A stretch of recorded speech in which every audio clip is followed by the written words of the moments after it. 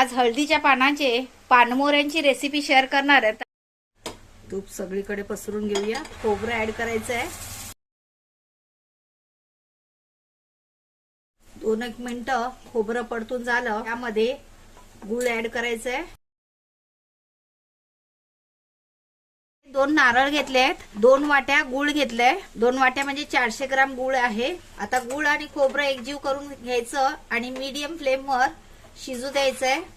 गूळ आणि खोबरं बऱ्यापैकी एकजीव झालंय, पेक्षा जास्त सुकवायचं नाही कारण ते थंड झाल्याच्या नंतर आकसतं। गॅस बंद करूया आणि आता यावर वेलची पावडर ऍड करायची आहे।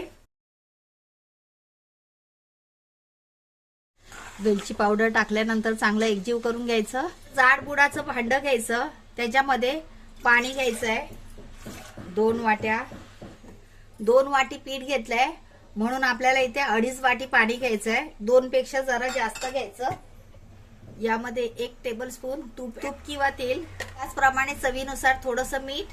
आता पाण्याला चांगली उकळी आलेली आहे। गॅस बंद करायचा आहे आणि ज्या वाटीने पाणी घेतलं होतं त्याच वाटीने मापून 2 वाट्या पीठ घ्यायचं आहे। आता याला चांगलं घोटून घ्यायचं।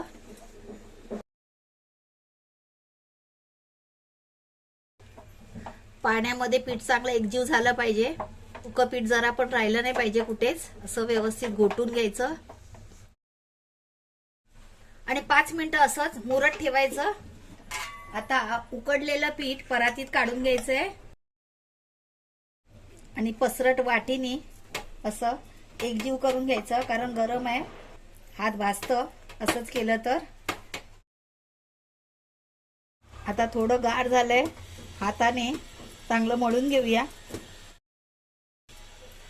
2 वाटी पिठाला 2.5 वाटी पाणी घेतलं की पीठ चांगलं सॉफ्ट होतं। गरज लागली तरच थोडं पाणी घ्यायचं, नाहीतर तशी पाण्याची आवश्यकता नाहीये। अशा प्रकारे पीठ तयार करून घ्यायचं आहे। पानमोऱ्यांची रेसिपी शेअर करणार आहे। रेसिपी आई बनवून दाखवणार आहे।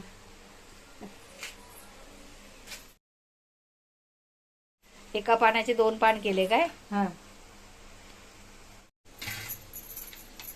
त्याचा गोळा घेतला हातामध्ये, ते आता जरासा तूप लावायचं, मग खाली चिकटत नाही ना, हे असा पसरून घ्यायचं।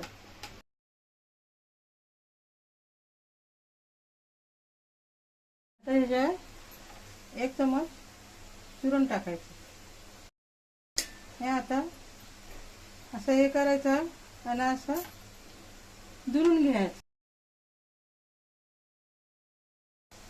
हे असं जरा वरनं दाबायचं, निघावं नाही म्हणून ना, त्याला तेलाचा हात लावून घेतलाय ना। एकीकडे पाणी उकळायला ठेवून देऊया। पद्धतीने सगळे पानमोरे करून घ्यायचे। जरा वेगळी पद्धत करूया, थोडीशी बारीक पारी करून घ्यायची। आईने असं उभं केलं होतं, आपण आडवं करूया। त्याच्या मधोमध असं हे चूरण टाकायचं। चूरण असं भरभरून टाकायचं म्हणजे खायला मजा येते। पीठ चिकटण्यासाठी अशी जागा ठेवायची थोडी। आणि हे बघा, हे असं दोन्ही एकत्र करायचे जेणेकरून पीठ लागलं पाहिजे बघा।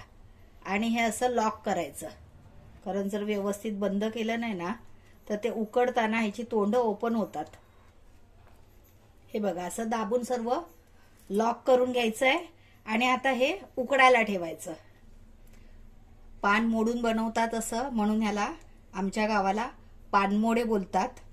काहींच्या इथे पातोळ्या पण म्हणतात, पानाच्या करतात म्हणून पातोळ्या। प्रत्येक गावाची वेगवेगळी पद्धत। त्याचप्रमाणे आपण शेंग बनवायची, पारीसारखी पारी बनवून घ्यायची आणि याच्यामध्ये भरभरून असं चूरण टाकायचं शेवटच्या टोकापर्यंत आणि ही दोन्ही टोकं एकत्र करायची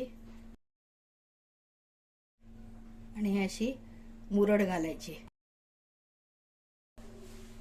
एकावर एक अशी मुरड घालत जायची।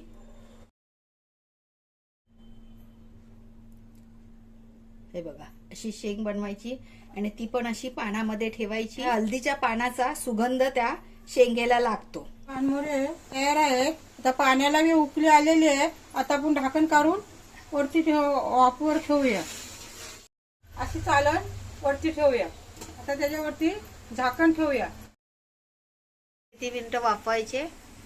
आता 15 15 मिनिटं. 15 मिनिटं झालेले आहेत. आता ढाकण काढून बघूया. आता हे पानमोडे आपण उघडून बघूया. हे बघा, पानाची डिझाईन पण आले आणि हळदीचा सुगंध एकदम अप्रतिम येत आहे. आता हे आपण सर्विंग ट्रे मध्ये ठेवूया. ही शेंग पण बघा कशी मस्त झालेली आहे. तर मंडळी, या सणाला अशा प्रकारे पानमोडे तयार करा. रेसिपी आवडली तर लाईक करा, शेअर करा, सबस्क्राईब करा. वेळात वेळ काढून तुम्ही ही रेसिपी पाहिली त्याबद्दल खूप खूप आभार. लवकरच परत भेटूया अशाच एका नव्या रेसिपीसोबत. तोपर्यंत बाय बाय.